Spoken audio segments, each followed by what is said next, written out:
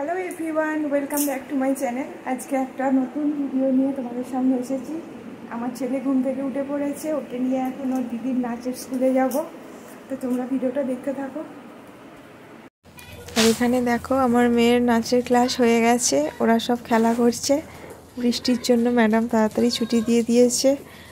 বাইরে প্রচুর বৃষ্টি হচ্ছিল, আমরা বসেছিলাম। হেই এভরিওয়ান, তারপর আর ব্লগটা কন্টিনিউ করতে পারিনি, বৃষ্টি পড়ছিল। মেয়েকে নাচটা শিখিয়ে বাড়ি নিয়ে চলে এসেছি।